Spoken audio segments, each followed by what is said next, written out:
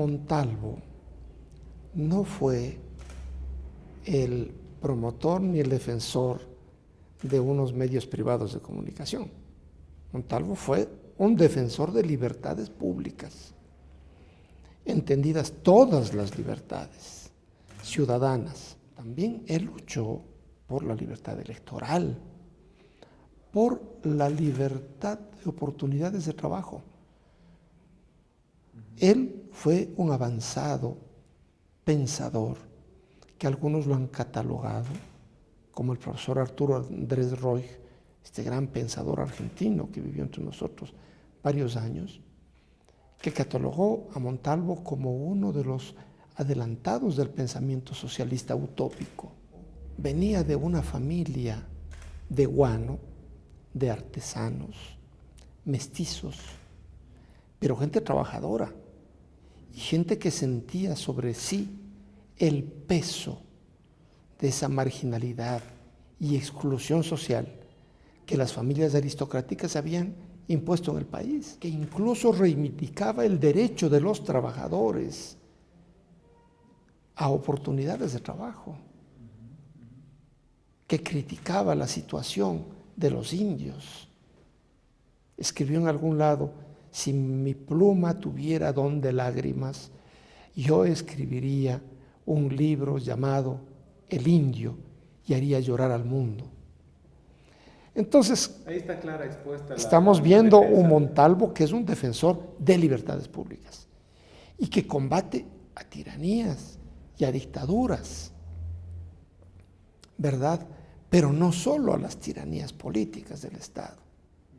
Combate a esas tiranías sociales de la aristocracia de medio pelo. Una es la realidad del Ecuador en el siglo XIX, en la segunda mitad del siglo XIX. Una es la realidad del Ecuador en la lucha contra Vintimilla.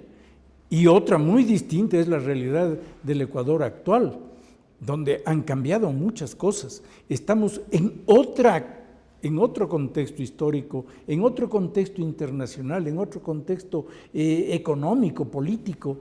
Entonces, eso de extraer una frase y trasladarla, extrapolándola, no es un procedimiento correcto. La característica de los medios es la de apropiarse del espacio público y de la opinión pública para convertirla en opinión privada. Y al mismo tiempo convertir la opinión privada en opinión pública. En otros términos, los medios son empresas que secuestran la opinión pública, copando todo el espacio donde realmente se genera la verdadera opinión pública y sustituyen esa verdadera opinión con la suya propia. Desde 1994, con la primera cumbre, se inicia en América una especie de consenso a favor de la creación del ALCA, Área de Libre Comercio de las Américas, en medio de la hegemonía de los principios del neoliberalismo. Y por ello tenemos una América Latina con gobernantes que se ligan a ese proyecto. La segunda cumbre, 1998, es una especie de canto al neoliberalismo. La tercera, en el año 2001, es ya una conferencia, es una cumbre en la que está actuando un presidente latinoamericano, Hugo Chávez, y con él empieza un cuestionamiento a esta idea de crear un ALCA continentalizada en el neoliberalismo. La cuarta cumbre en el año 2005, bueno, allí ya participan otros gobernantes latinoamericanos, están Tabaré Vázquez, está Néstor Kirchner, está Lula, está Bachelet, bueno, ya hacen un cuestionamiento mayor a esta posibilidad de crear un área de libre comercio y dan a conocer el punto de vista latinoamericano sobre una economía social, solidaria.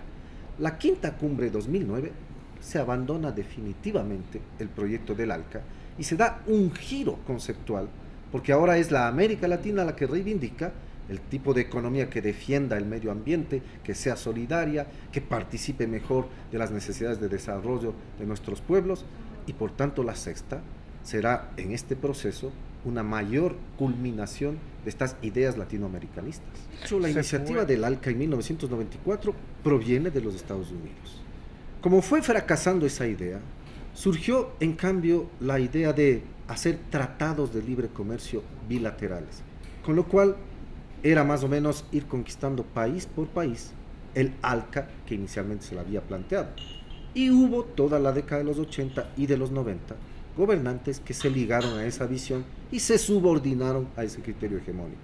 Desde el 2000 la situación está cambiando y hoy ya tenemos una América Latina que identifica muy claramente cuáles son los intereses hegemónicos y particularmente sin duda alguna de los Estados Unidos, pero ahora sí confrontan ese interés con una realidad latinoamericana que valora lo propio y valora la soberanía y la dignidad de nuestros pueblos. Fernando Sixto Durán Ballén, que es un continuador de las políticas de apertura de León Febres Cordero y un profundizador del neoliberalismo.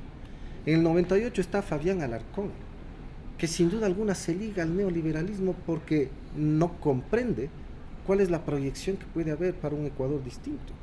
En el 2001 está Gustavo Noboa, otro de los grandes profundizadores del neoliberalismo ecuatoriano. En el 2005 está Alfredo Palacio, pero no tiene una posición clara frente a estas políticas neoliberales. Y en el 2009 está Rafael Correa, y por ello el cambio de la visión, no solo en el Ecuador, sino ya en América Latina, porque ya este presidente ecuatoriano coincide con los otros presidentes latinoamericanos que abandonan definitivamente el proyecto del ALCA y dejan atrás todo el proyecto neoliberal de la época. El gobierno de Maguad, sin duda alguna, continúa esta línea de desarrollo modernizante del neoliberalismo, pero es un neoliberalismo que afectará gravemente al país. Bajo Maguad se produce la crisis bancaria, el salvataje de esos bancos corruptos y la pobreza de toda esa población que había tenido ahorros que los perdieron de inmediato con ese escandaloso salvataje bancario que afectó la vida nacional.